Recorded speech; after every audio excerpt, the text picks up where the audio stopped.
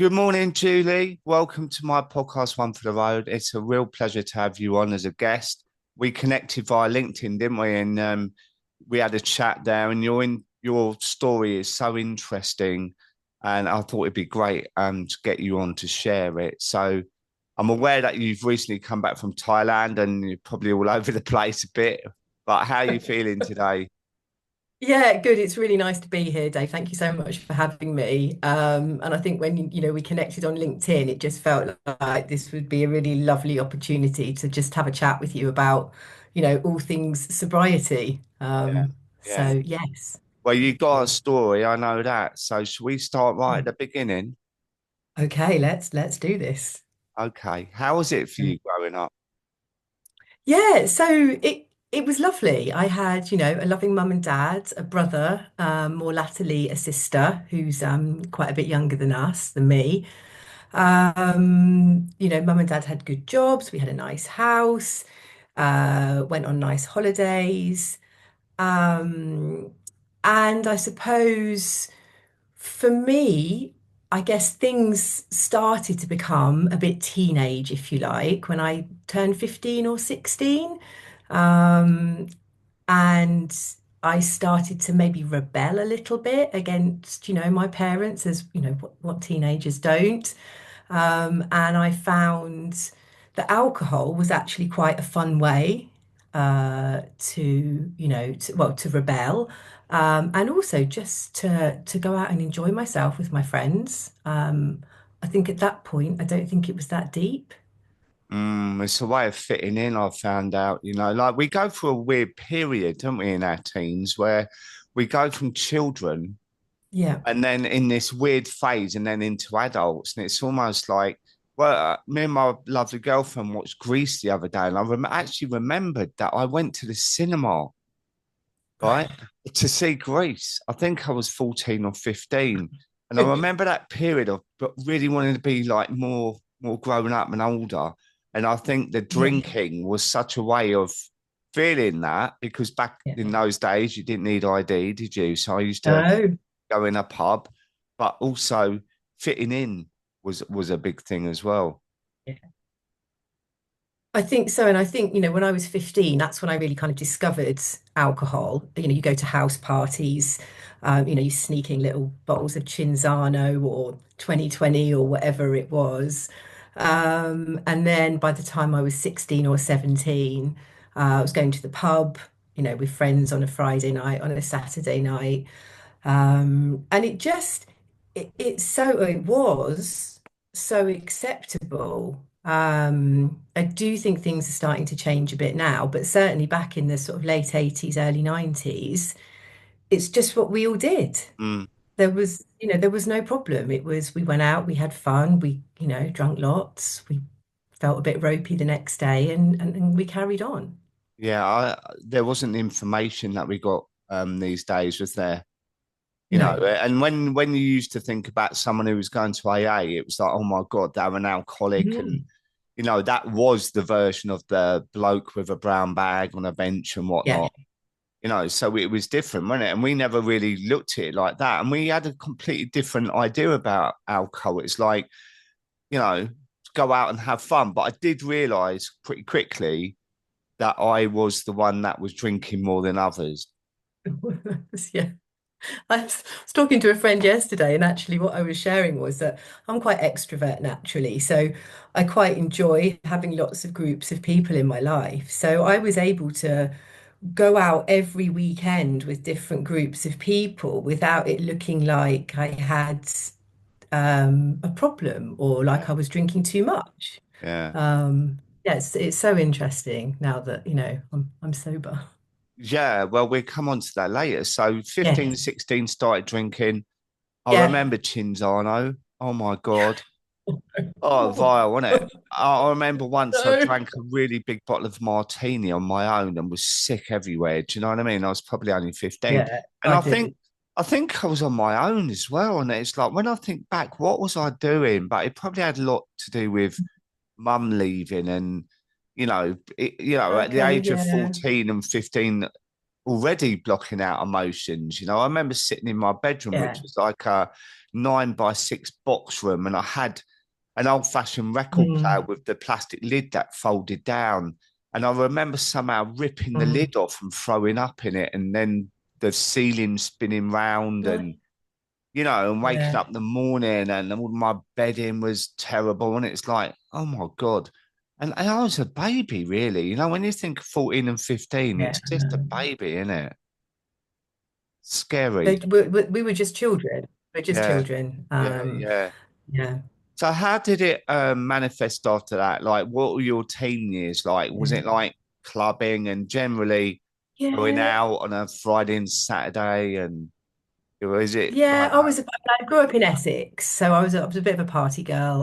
It was the pub every weekend when I was sort of 15, 16, maybe 17. And then when I was 17, I found clubbing and I used to enjoy going to all-nighters, doing all of the things that, one associates with that. So yeah, staying up all night.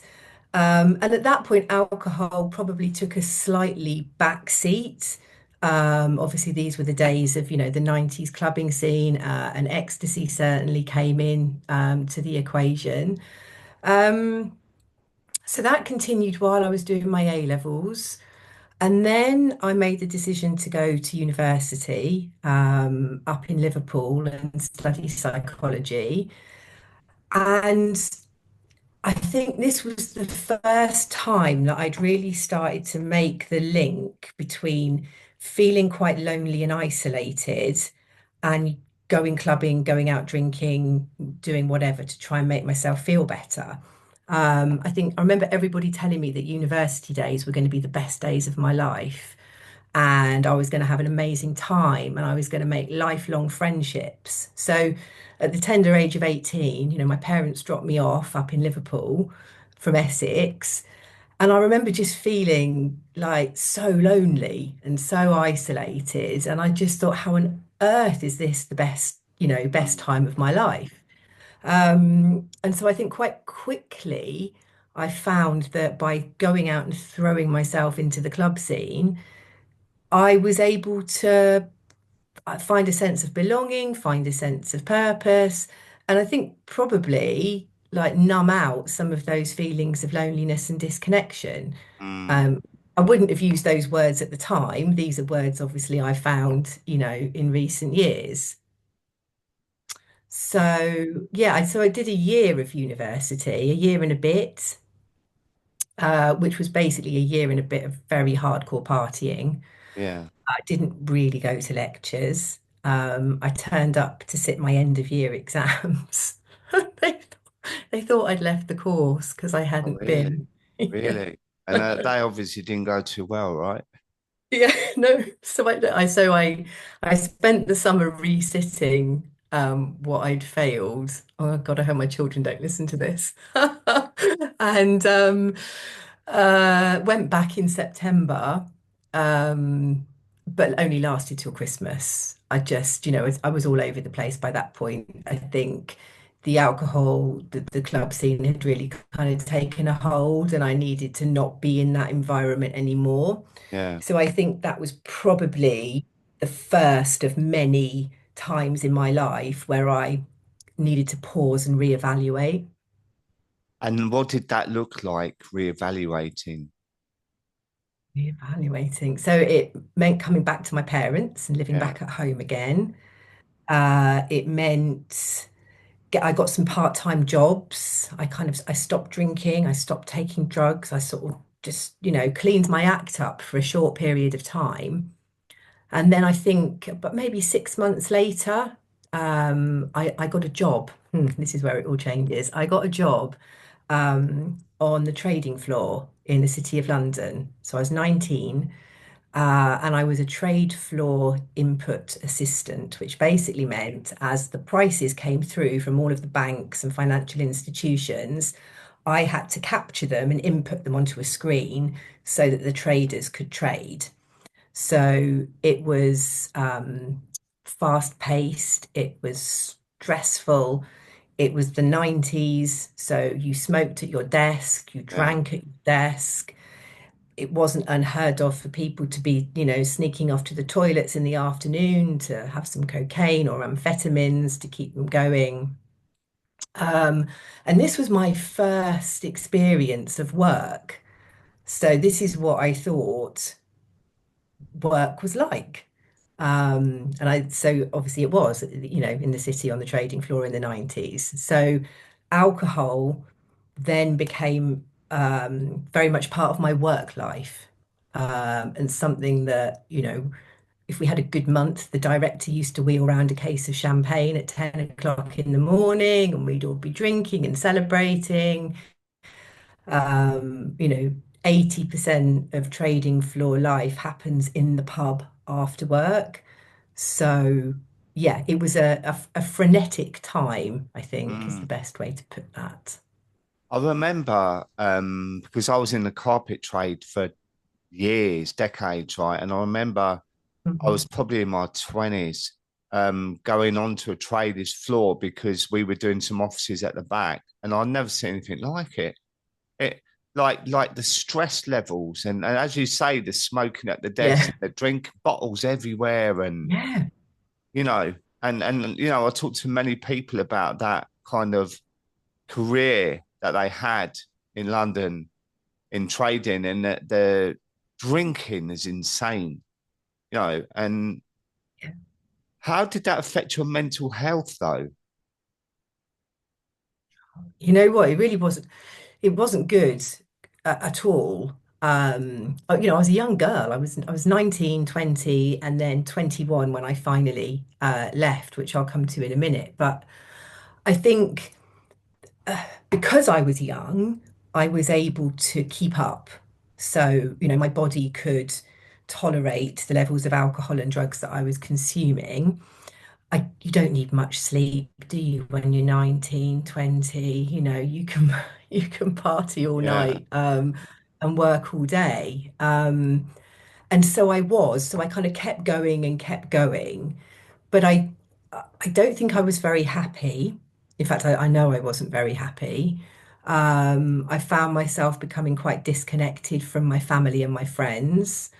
Um, I ended up moving from our family home in Essex, which is where I was commuting into London. I rented a flat in southeast London in Catford and used to, commute in from there every day. But quite often I wouldn't even make it home, actually. I'd sleep under my desk.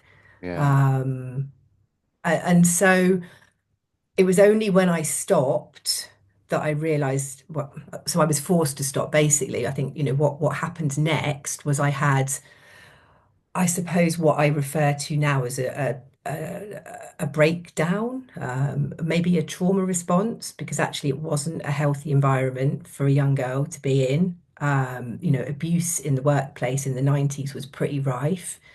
And I think it was just a culmination of all of that, of the excessive amount of alcohol and drugs that I was, doing to help me, cope with all of that. And the fact that, I wasn't eating well, wasn't exercising, I didn't see daylight because yeah, we were just at our desks. Our whole life evolved around trading, or going to the pub. yeah. And so actually on the 21st of June 1996, I ended up being admitted to a psychiatric hospital in Brentwood with what at the time they referred to as drug-induced psychosis. Um, and I think what I now know it to be was just my body shutting down, my body and mind just keeping me safe, actually, just Mm, saying, no, that's enough. You yeah, can't, you can't keep doing this. I know. Um, What actually happened then that day that you was admitted for you to be admitted to a psychiatric? yeah. So, I mean, details are slightly hazy still around this. My family and my brother have a better recollection because they were there. So it had started a couple of days before, and I'd had some time off work actually to go sailing. I joined a sailing club in Gravesend in Kent, and I think what had sort of triggered it was actually having some time away from the city, being out, on the water in the fresh air. And I got back from that, and I couldn't sleep. So I think I was quite manic. I It had recently been my 21st birthday, and I was under the impression that my entire family, including aunts and uncles, were going to all come to the pub in Catford across the road from where I lived, and that they'd planned this big surprise party for me. And my brother was staying with me at the time, my younger brother. And so basically he looked after me for the day. He phoned up his boss and said, "Look, my sister's not well. I need to be with her." So he sort of accompanied me round Catford in and out of all these pubs as I was, searching for my family who I thought were going to surprise me. And then at the end of the day, I ended up locking myself out of my flat. So my brother and I couldn't get back in. And I think at that point, he phoned up my parents in Essex and said, "You need to come and get Julie. She's not okay." So dad came and picked us up, I vaguely remember. Went back to our home in Essex, and I think my mum found me sitting cross-legged on the floor the next day, drinking vodka and smoking cigarettes in her dining room at 10 o'clock in the morning. So, and that's, we don't do that. You don't do that in your parents' house, do you? Even at the best of times. So I think the doctor was then called. And then a man in a white coat, I remember this, came to our dining room. And then I think it was decided that I needed to go to hospital for a little rest. So I did. I remember leaving the house, actually. I do remember that. Um, and so I got taken to what was at the time Worley Mental Hospital in Brentwood. Anybody who grew up in Brentwood in the 90s will remember that. And it was a very beautiful uh, sprawling estate with lovely, gardens and lots of sort of Edwardian, possibly even older buildings. Um, yeah, and I was heavily medicated um, and put on this ward for 3 weeks. Oh my God. One flew over the cuckoo's nest comes to mind. It Or was really it was. Yeah, it really? was like, yeah, well, it felt like one flew over the cuckoo's nest. Um, and I obviously needed to stop and pause, but no one, I think, in the whole time, in all of that period of my life and the years that followed, actually, no one really stopped to ask if anything had happened or what was going on in my life or how was I spending my time. I think they heard that, I told them that I'd, taken drugs and so was instantly demonized. And therefore, if you take drugs, you get everything you deserve. And therefore, of course, you're going to end up in a mental hospital. But actually, that wasn't the reality. I wasn't taking any more drugs than anybody else that I knew. I wasn't drinking any more alcohol than anybody else that I knew. So I think what I've learned is that actually it's been about more than that. It's, Uh, I think drugs and alcohol can get demonized, but actually what we want to look at is why. yeah, Why were you, 100%. you You know, know, how many people go to a doctor's and they say they're depressed, right? And they don't even ask what they're drinking. And I know that through yeah, evidence base, and I'm one of them, yeah, like when I was on sertraline, I wasn't asked in the first place too much about my drinking, and I lied anyway. But when I went back on the second um, time, I said I'm still depressed. In fact, I'm more depressed. And I mm, was in and out within a minute because he just doubled my dose. And a week yeah. later, I was in Eastbourne suffering from psychosis myself because I Okay. was drinking unbelievable amounts of alcohol. Mm, And I remember going back to the doctors and I was in there for nearly an hour. And like nowadays, you only get eight, well, was it 13 minutes, 8 minutes, 30 I minutes? don't know. I've not been to the doctor since for I'm not about 6 years, surprised, but no, yeah. but and I think they realised they'd messed up, because Mm, that was really serious for me because I was in a real state, and yeah, you know, I know of people that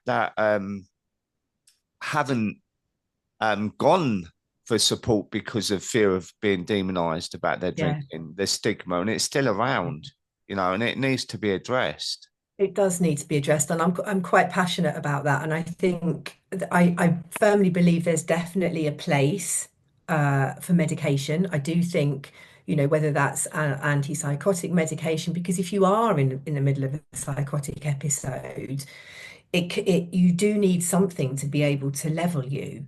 But Yeah, then I think what needs to come in under that and to support it is all of these other modalities and, this compassionate inquiry approach and actually what's happened to yeah, you yeah, and who have you shared this with. So I think a dual approach is very important. And I think, back in the 90s, and I believe still to this day, medicating people with psychosis is their only is all they know how to do.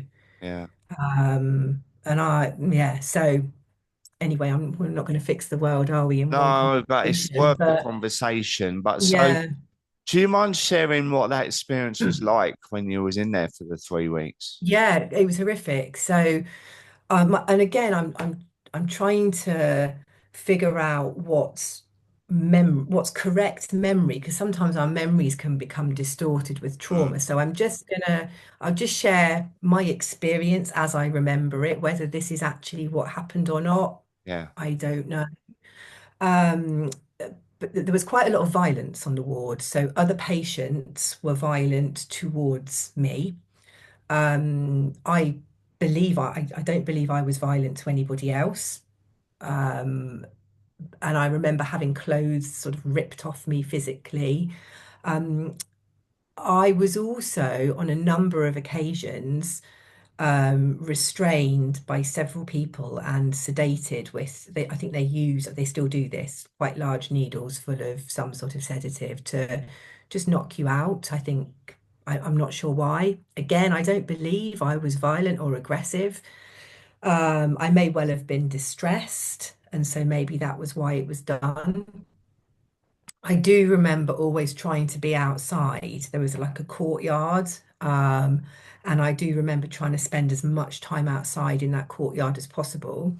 And depending who was on the staff, that wasn't always allowed. So I do believe on occasions I was probably restrained and sedated then.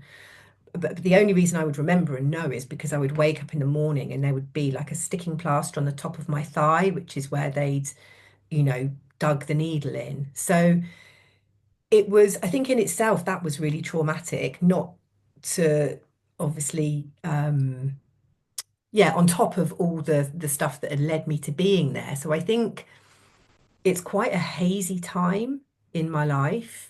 But I do remember lying on my bed, like just wondering how on earth I'd ended up here. I Mm, couldn't fathom it out. It didn't make sense yeah. at the time. Um, so yeah, so I was only there 3 weeks. And then after 3 weeks, my family had relocated from the south to the Midlands, because my mum got a job. So we all came up here. So it was agreed that they would let me out, keep me medicated, and keep me under the outpatient care of the local psychiatrist here. Um, and so, yeah, I came to the Midlands for a bit, but I was still employed by the trading floor. I was still getting a monthly paycheck, and ultimately, I needed to go back to work. I felt as if I needed to go back to my life in London. So I did. Went back in the September or October, I think. Um, and that was awful. So I think I had changed at that point beyond all recognition. So the people that I used to go out drinking with, my boss, all of my colleagues, they didn't know what to do with me because in those days, no one really publicly had a hospitalization and then came back to work. So being in that environment was really difficult. And that's when I really started to get depressed. So I would phone in sick. I couldn't face going back to that environment. It felt so toxic. I wasn't drinking, wasn't taking drugs, and I was heavily medicated on these antipsychotics. So I was putting on weight. I was really sleepy. I was really lethargic. And I think eventually, I think it got to Christmas and I left. I just handed my notice in and came back up to the Midlands for another attempt at getting my life together. And how old was you at this stage? 21. God, it's a lot. I know. I know. I'm not. 21. Yeah, Yeah, 21.21. You've experienced all that. Yeah. So obviously, after that, you got your life back together and never drank No. again, and everything was happily ever after, right? So thanks ever Yeah, so much for joining me. yeah, you're welcome. It's all good. Don't drink, kids. It's not good for you. Yeah. What happened after that then? Oh God, what happened after that? So I had a few months in the Midlands. I tried to make it work up here. And I got some temping jobs, but I think I didn't know whether it was Christmas or Tuesday, you know. But I think looking back, I was in shock. Yeah, I clearly had some sort of post-traumatic stress, you know, going on. And I decided to go back to London in the spring of the following year. And I can't remember at this point. I think I was supposed to be taking my medication, but I think I'd probably stopped because I didn't like the side effects. And I went back to getting temporary jobs because in those days you could walk into an agency and just get a temp job and you'd have like a month's worth of work. yeah, So I did go back to the city, but I went back to the back office. So instead of being front office and doing all the trading, I was processing all the tickets at the back. And that was okay. I found a nice house to live in. I started dating again. I was, felt as if I was starting to piece my life back together to a certain extent. And then that September, I ended up in hospital again, in London this time. And I was there for 3 months. And although I didn't feel as poorly as I did the first time, I think I just needed the rest. I needed another go at this. I think there was an element of actually recovering from the first hospital admission, and the second hospital admission was much gentler. So I was fortunate enough to be living with medical students, and I'd shared with my housemates some, you know, my story, but pretending that it was actually a friend it had happened to. And then a week later, I was obviously showing signs of not being that well. So they spoke to their course tutors, a psychiatrist, a doctor, I don't know, the people that you need to admit you to hospital came to my front room. Um, and they gave me more medication. And they said that if I took my medicine, I wouldn't need to go to hospital. I didn't take my medicine. And then I think a week later, it was just decided it was best that I went for another little rest. So I spent 3 weeks, 3 months at the Royal London Hospital on Whitechapel Road, where I don't know, I just rested. I was medicated, but it was a much more positive experience this time. So there was art therapy on the ward. I don't recall being restrained and sedated. I had my own bedroom. There was a psychologist who came on the ward. Again, I didn't share or open up anything, you know, that had happened, but it felt like a much safer place to be. And then at Christmas that year, I came home, and yeah, back to my flat in London, not home to the Midlands yet. Still not quite ready for that. Um, and then that's when actually it got really difficult. okay. Tell us more. Okay. So, so, um, yeah, I was living back with the medical students, But I'd had 3 months, inside, Mm, in prison, but I was in an institution. And fortunately, in those days, benefits were good. So I was lucky enough to receive housing benefit, in what all the benefits, disability living allowance. So I didn't have to worry about money, but I had absolutely no purpose. Like none of my friends knew what to do with me. Like I definitely couldn't go out and take drugs anymore. I'd had 2 inpatient stays in hospital. Alcohol, I wasn't really drinking alcohol when I first came out of hospital. But actually, after about 3 or 4 weeks, I started to use alcohol as a bit of a crutch. So this again was another sort of first of using alcohol in a different way. yeah. And I was depressed. I was medicated, and I was waking up at maybe 12 o'clock, 1 o'clock in the afternoon, going downstairs, buying a bottle to the corner shop, buying a bottle of vodka, and some crisps and some chocolate, and coming back up to bed. And I would spend the afternoon in bed drinking vodka. And then it would get to maybe tea time. I'd eat some of my crisps and chocolate, and then I'd fall asleep again. And I don't actually know how long I did that for. Um, but I would say it was at least a good few weeks, because I didn't know what else to do. Like you get let out of hospital, and there was no support. There was Mm, no what plan. next. How Yeah. do you get yourself from being in a psychiatric ward to a functioning Yeah. member of society again? So, and I've been racking my brains to think if there was a catalyst to me making a positive change. And I write about this in my book. I think I just got sick and tired I realized that no one was going to come and rescue me. So I found a job in a hairdresser's, washing hair and sweeping the floor for £2 an hour at Watney Market, which was just up the road from my flat. And because of that, it meant that I had to get up in the morning. So I had somewhere to go, I had something to do. So I wasn't drinking vodka upon waking at lunchtime. And so it really was, it's a bit like one day at a time, step by step. I just started to get out of bed and go somewhere and do something. Um, and did I enjoy it? I don't think I enjoyed it. It was all right. It gave me purpose. Um, and then after a few months working there, I got a better job in a hairdresser's in Covent Garden, and I started going to hairdressing college. I never qualified. I'm really rubbish at hair, so I'm really good at sweeping the floor, really good at making cups of tea, really good at chatting to the clients.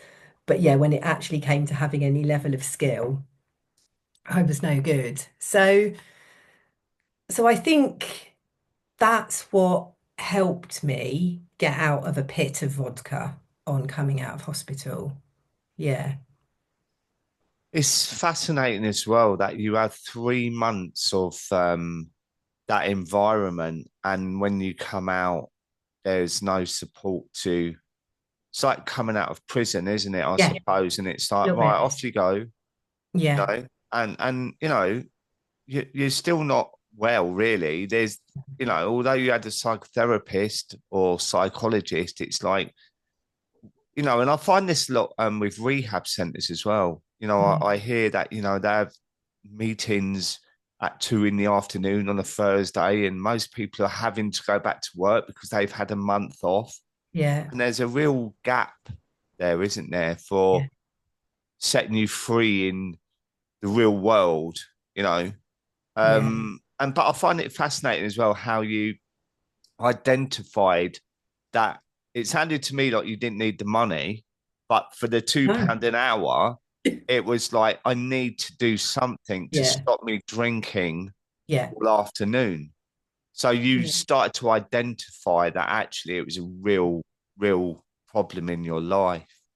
You know what? And I've never really acknowledged that as being a problem part of my drinking. It was part of so much more of a bigger picture. And actually, my more recent relationship with alcohol, I probably labeled to myself as being way more problematic. But actually, just talking this out loud with you, I was waking up and drinking vodka every day. Like, if that's not the definition of an alcoholic, Yeah. I don't know what is. But I didn't see myself like that. No. Well, it was a coping mechanism, wasn't Yeah. it? And a way of protecting yourself again because you didn't really know what to do, right? So the self-medicating was a way of getting through the day, wasn't it? Yeah, it was. It was. Yeah, it was. Yeah. So, So gosh. what happened after that? After that, so long story short, rubbish at hairdressing, was living in London, still on benefits, couldn't really afford to be in the city. So I thought, you know what, I'm going to go back home and live with my mum and dad in the Midlands and just see where life takes me now. And it felt like the opportunity for a fresh start. Um, so I think by this point I was 23 or 24. And so yeah, I moved back home with not much stuff. And I've been in the Midlands ever since, which was like 25 years ago now. Um, and so yeah, so then what happened? This is a really interesting chapter of my life. So what happened was I actually got very depressed and very anxious. So the medication that I was on continued to be prescribed to me, but actually I was a fully functioning human by this point. So was able to get jobs. I worked as a recruitment consultant. I did some IT sales.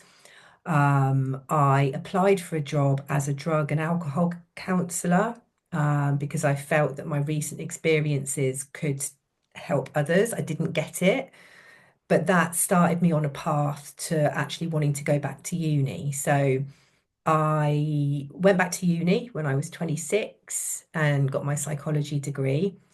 Um, so that's a sort of high level, everything was fine. The reality was what was happening underneath was that I was crippled with anxiety, feeling very depressed, using alcohol. I'd stopped all drugs by this point, so didn't smoke weed, didn't do anything like that, but I did still use alcohol, not on waking, but I used it as a party drug. So I wanted to get some sense of fun and social life back. So, I'd go out with colleagues after work, we'd, get pissed, we'd, have a nice time. So alcohol took a bit of a back seat, but it was still there.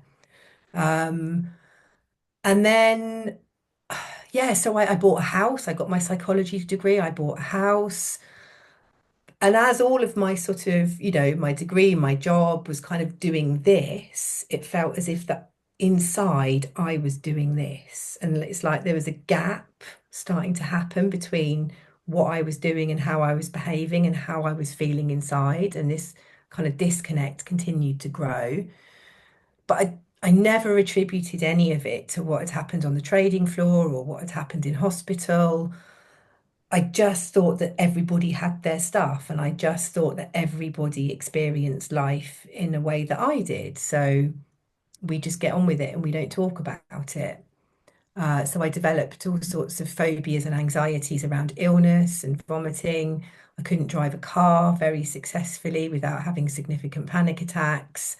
But again, I found ways to hide all of that, I think, from people. I don't think people knew. Um, Physically, my health was poor, so I was always in the doctors with repeated chest infections. I mean, I smoked, chest infections, UTIs, just random aches and pains, which I now know is my body keeping the score of I all was the things about to say that. that Yeah. happen. I didn't Yeah.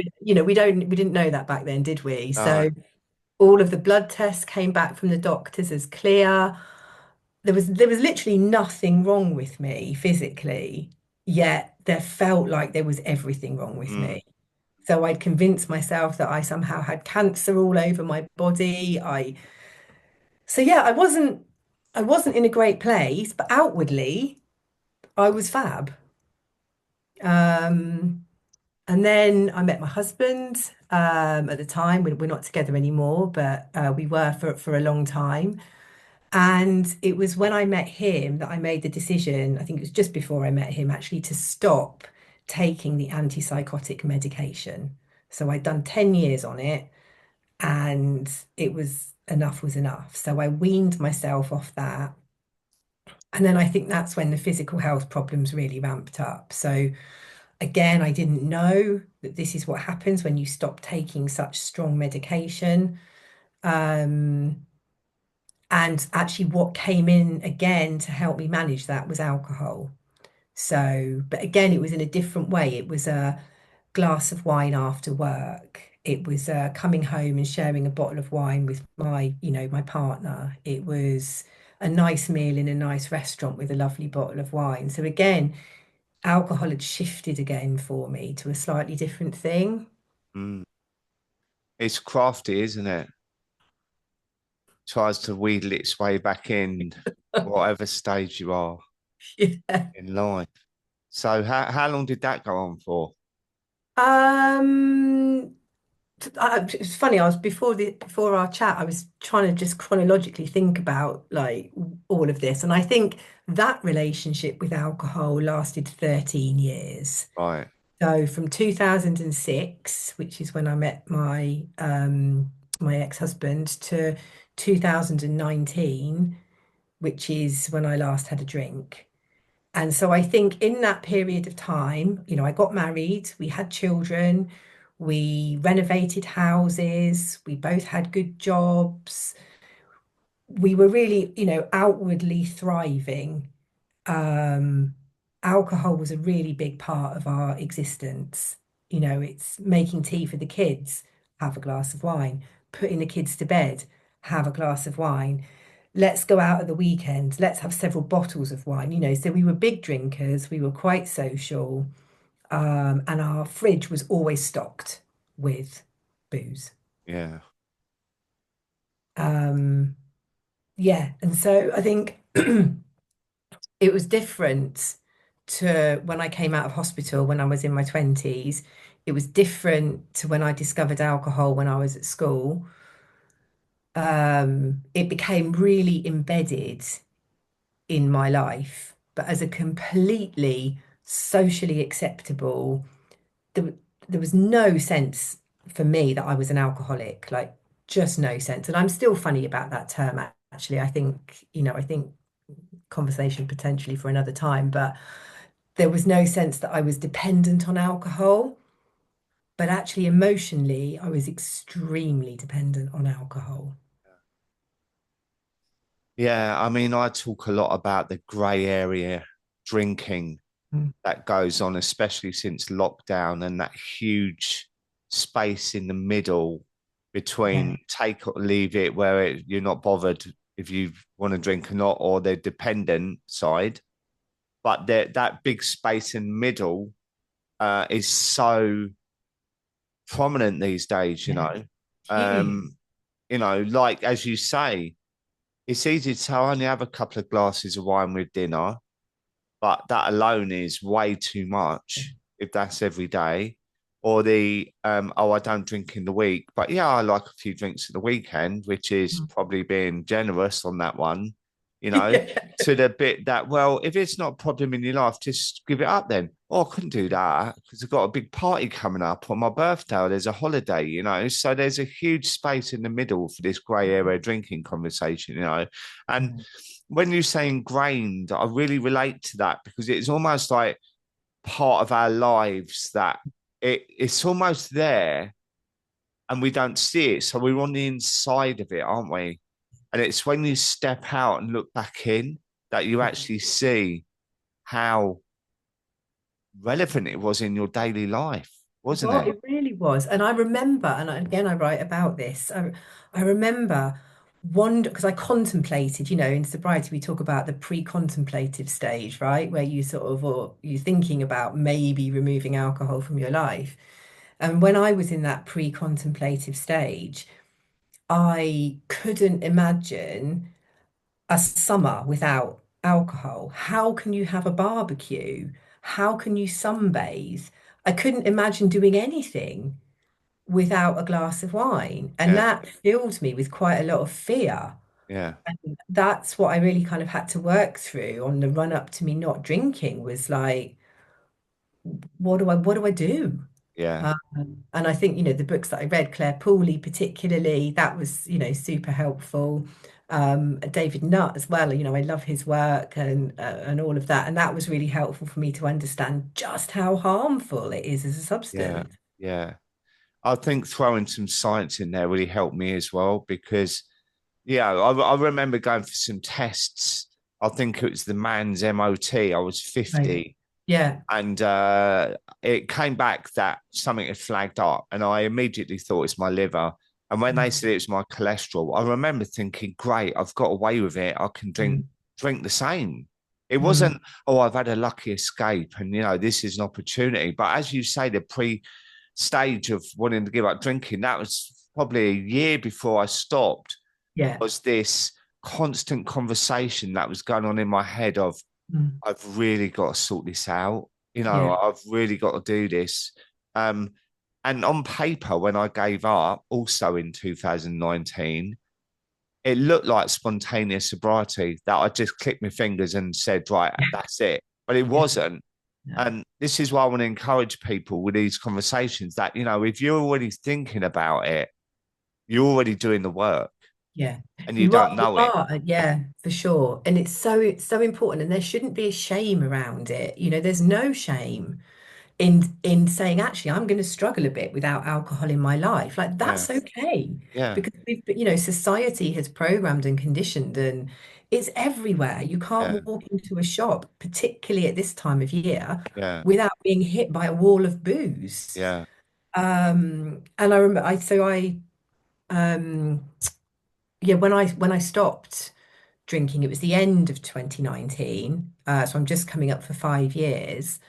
And then obviously the pandemic hit, and I'd started going to smart recovery meetings at the beginning of 2019 because I think once I'd managed a month without alcohol, I was like, how on earth am I going to stay sober? Yeah. Like, I've done the first bit, but how am I going to manage this? So I sought external help and I found Smart Recovery really lovely because it was kind of cognitive behavioral Yeah. therapy, quite practical, and I enjoyed the fact that there was a place I could go where other people were also trying to get sober, Yeah.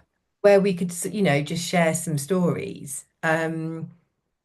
But I can't remember where I was going with this. But yeah, then lockdown hit, of Yeah. course. And, Yeah. and you must have been in a similar, although you're a bit more sober than I think, aren't you? I, You're I was really relieved actually that, yeah. So I was the 7th of January, and so I'm 6 years. okay, yeah, So by the time this comes out, I'd have celebrated my 6 years anniversary. But I was so relieved because I don't know how I would have managed lockdown yeah, because the shops, do you know what I mean? Because I yeah, was drinking such a lot every day that yeah, my game would have been foiled because yeah, I used to bring it in secretly and drink it right. secretly, and I was so relieved that Okay. I was, probably what 14 months sober, but it was Yeah. Oh, March, okay. wasn't it? Yeah. So you had a little bit more under your belt. I think for me, I was relieved because I didn't need to explain why I wasn't drinking when I went out. So that was lovely. I could almost really get embedded into my sobriety Yeah. without having to go to parties or work Oh, we Christmas. weren't allowed out for a lot of it, were we, at the beginning? No, So it was more exactly. the home thing, wasn't it? It was more the, Yeah. and the weather was really good. And Yeah. there were all the people posting on social media of sunbathing, as you said, Yeah. With a glass one of o'clock, something. 1 o'clock.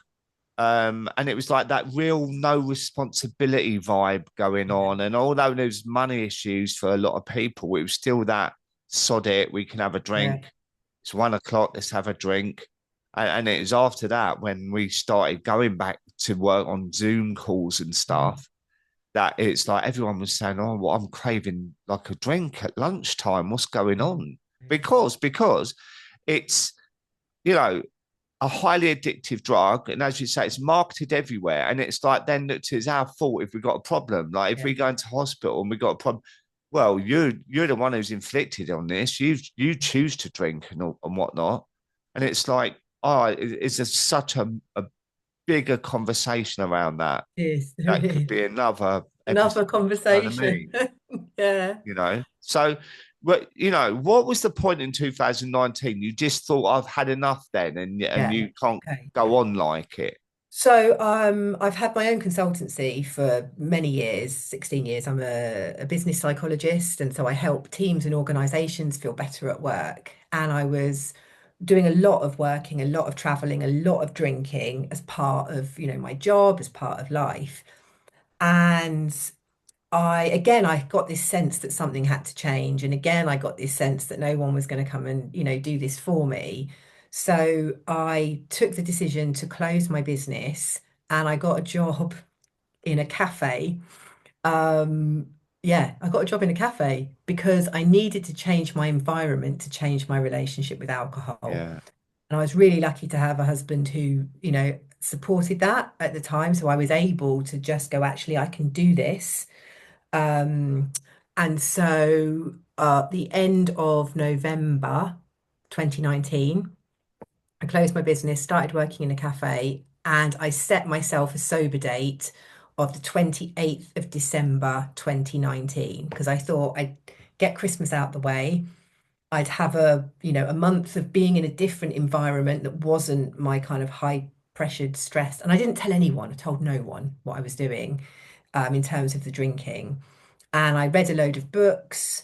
I read Claire Pooley's Sober Diaries. I read Annie Grace. I read Catherine Gray. I listened to um, interviews. So I really started to imagine what it would be like to be sober while still drinking. So, I'd sit with a book and a glass of wine. But I felt that I was kind of preparing myself for what was yeah, coming, and that felt yeah. really important for me. Um, yeah, and then 28th of December, we got on a plane, my husband and two children, and we went to Gran Canaria. And I basically dried out on a beach. Wow. So I was lucky enough to not need a medical detox, despite the fact I was drinking every day. What I did experience was chronic anxiety, without that alcohol to help bring down all the neurotransmitters and levels of, anxiety uh, Yeah, things. yeah, Yeah, so I felt horrible. I yeah. felt awful. I thought, Irritable yeah, on anxious, holiday. couldn't sleep. I mean, and I told the kids, and actually, so I did. The kids were 10 at the time, and I said to them, look, mummy's gonna give drinking a miss. Yeah, So I just need you to know that I might be a bit grumpy, I might be feeling a bit sad, I might be this, but please know it's not you. And I want to feel healthier. yeah, So I've decided to not drink alcohol anymore. And they were awesome. They were like, oh, cool, nice one. It was yeah. really lovely. Brilliant. And then I got back. We got to the airport after a week, and of course, drinking at airports was always a thing. And our flight was delayed by, I don't know, 8 hours or something. And like every bit of me just wanted to go to the bar. Yeah, I was thinking, how am I going to manage this? And then I got home, and there was a bottle of gin still in the fridge, and I was like, "Ah, pour that down the sink." So, and then I think the journey really began, and it was just day by day. yeah, Um, yeah. Today I'm not going to drink alcohol. And And I cover it quite a lot myself, and I don't think we talk about it enough. Is the grieving part of yeah, early sobriety because we are in a kind of private relationship with drinking, aren't we? And it can look very different to every individual, and that's why it doesn't pay to compare. yeah, Because if drinking's a problem, it's a problem no matter how much you drink or how little you drink, right? But yeah. when you stop drinking, there is that sense of loss. Did you experience that? I did, and I think as as well as the sense of loss for how my life was when I was drinking and alcohol was part of it. I think then what transpired with the pandemic in 2020 was then a sense of loss and grief for everything else that was, supposedly taken away from us. So I think the first couple of years of being sober I think it has been a journey of grief, like navigating grief. Mm. I don't do any of the things I used to do. And thankfully, as I'm sure you have too, found lots of lovely other ways to be and spend my time and have more meaningful connections. Um, but yeah, if I had not got sober when I did, I don't know what would have happened during 2020, Yeah, actually. I yeah, don't know if I'd have been drinking during that time, I'd have definitely been like cracking open a bottle at midday, yeah, for yeah. sure. I think what really helped me, I think when I was drinking, I was quite a negative person because Mm, everything was crap, basically. But I mm, used to paint it up that, oh, I can have a drink tonight. And that made it not crap until I yeah. started drinking. And then shortly after that, it was crap again. Right. And I think the power for me was in reframing things, Mm, like from the FOMO to the JOMO, yeah. joy of missing out rather than the fear of missing out. And actually, looking at the benefits of not drinking rather than the romanticizing of the drinking and acceptance that I would lose some friends, but then I could meet some new friends. Yeah. And that really helped me. And now I'm the most positive I've been in my whole life. Mm, And I'm so not judgmental when I used to be judgmental. And it gets better and better. And, it's not easy and we mm. all experience things differently. Some people they go a year on the pink cloud, other people don't even get the pink cloud, Yeah, you that's know. true. So it's Yeah. such a roller coaster journey, isn't it? And it's like you have to accept it for what it is in your life. But I think being positive is the only way forward. Otherwise, it's that horrible bloody drug that drag you back in, and it's like, oh well, it's not what I thought it was. No. I might as well have a drink, kind of thing. And you now, at the time of this recording, Yeah. in a week's time, 8 days time, you're going to be celebrating 5 years. How I different is life? Well done, Thank amazing. How you. different is life for you now after Oh, it's 5 years? changed beyond all recognition, to be honest. I feel as if I've given myself another chance, actually, because, as we've talked about, my 20s, late teens, early 20s, 30s and 40, even 40s have just been about kind of piecing myself back together. So, yeah, I still get days, like everybody, life is challenging. Of course it is. We're human. My mental health still dips up and down, but I'm not medicated with anything. I'm not medicated with alcohol. I've found natural ways to kind of help myself feel better. And actually, I've also learnt that it's okay to not always feel okay. There's Yeah, no shame in having a shitty day. There's no shame in feeling sad. yeah, There's no shame in feeling grief and just wanting to spend the day crying. That's all yeah, right because it doesn't last. Like none yeah. of this is like permanent.